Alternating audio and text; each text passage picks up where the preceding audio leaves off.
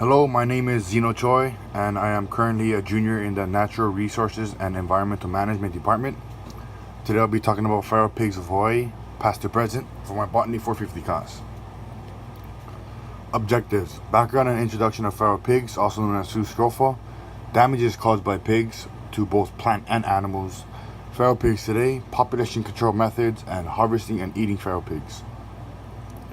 Feral pigs, Zoostrophia, are omnivores, meaning they feed on both plant and animal origin, and breeding can start as early as 6 to 8 months, with gestation period of about 4 months. Feral pigs are mostly active in early mornings and nighttime, and in Hawaii, unharvested pigs have the potential to double in population in every 4 months.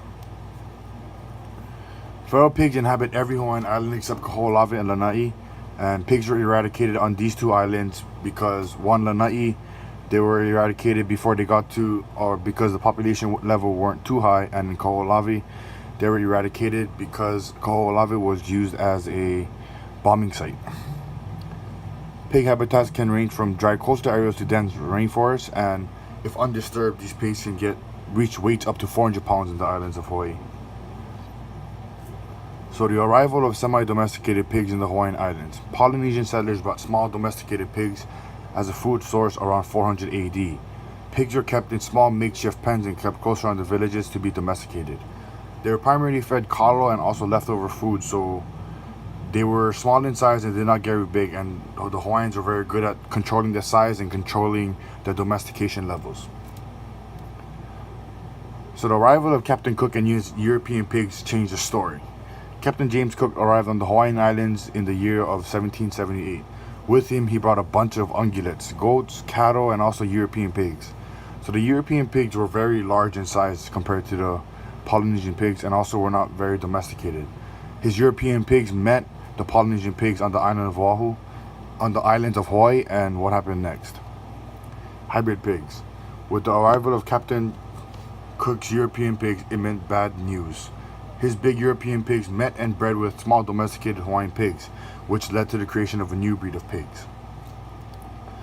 So the new type of pigs in the wild, detrimental effects. So this new type of pigs broke out into the wild, and with no limitations such as no natural predators, no competitions, it allowed these pigs to thrive. Foraging on native Hawaiian flora and fauna, impacting both plants and birds. Native Hawaiian flora and fauna did not encounter any mammalian herbivores, so they were left highly susceptible to damage. One specific native Hawaiian plant feral pigs damaged were the native Hawaiian mints, also named Phyllostegia caulinensis. And on the right is pictured native Hawaiian first, kupu kupu fern. So Hawaiian flora, like I said before, Hawaiian flora and fauna did not evolve and adapted with the absence of herbivores. Prior to human arrival, the Hawaiian hoary bat and the Hawaiian monster were the only two mammals on the Hawaiian Islands. So this meant no native mammalian herbivores roamed the native forests of Hawaii.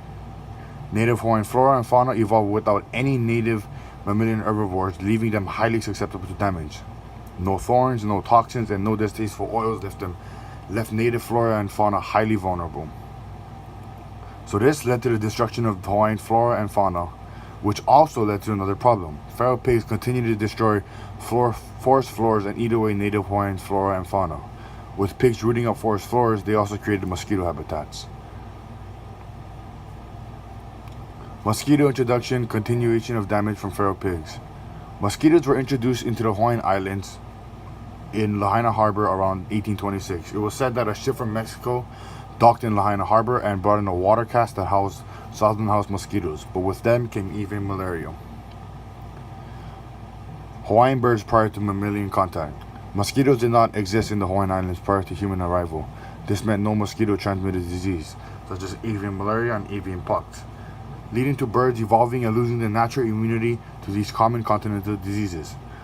Once there were a total of 57 native Hawaiian honeycreepers, all believed to have come from one single finch ancestor, example of adaptive radiation.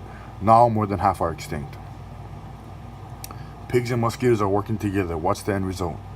Feral pigs created mosquito habitats in dense rainforests. Feral pigs would dig and root up forest floors, knock down tree ferns, leaving a cavity ball-shaped hole on the forest floor. These cavities then filled with rainwater, leading to mosquito habitats and population increase of mosquitoes in these dense rainforests where these native Hawaiian birds lived. This led to the population decline of native Hawaiian birds. Avian malaria and avian pox were the two biggest factors that drove population decline of native Hawaiian birds. So avian pox are birds affected with avian pox tend to have large nodules and lesions around the head and feet, which interfere with feeding. And with avian malaria, it is quite similar to human malaria, but only affects birds. This targets red blood cells, weakening the bird, becoming inactive and weak. So where did the birds go? Did they have a chance? Southern house mosquitoes, Culex quinquefasciatus, can be found up to 6,000 feet in elevation. The tallest point on the island of Oahu was just around 4,000 feet, Mount Ka'ala, which is pictured on the right. The birds literally had nowhere to go. Next topic will be about feral pigs today. Feral pigs still roam all main Hawaiian islands except Koho'olawe and Lanai, causing detrimental effects to both the natural environment and also coastal areas. There are multiple eradication methods used to control the population. Erosion and watersheds. Although erosion caused by feral pigs has not been studied as much as other places, it is known that feral pigs like to inhabit erosion-prone areas like watersheds and dense rainforests, disturbing plant-animal interactions, nutrient cycling, causing runoff. So watersheds are very prone to feral pig activity, and this is because watersheds have high levels of water, and by disturbing watersheds by rooting, pigs cause nutrient leaching, runoff, and erosion, and this all leads and flows into the ocean. Destroying of plants, trees, and dispersal of invasive plant propagals. Feral pigs destroy, trample, and eat understory plants, disturbing the understory of large trees, creating wallows, leading to decline of bird habitats. When pigs create wallows, they take away the support from the roots out of trees, which cause trees to fall over. Feral pigs love strawberry guava, which was also introduced and also highly invasive. They compete with native Hawaiian trees. Strawberry guava, also known as Vivi, have a lot of seeds in them. And once eaten, feral pigs disperse of the seeds very quickly. Control methods of feral pigs today.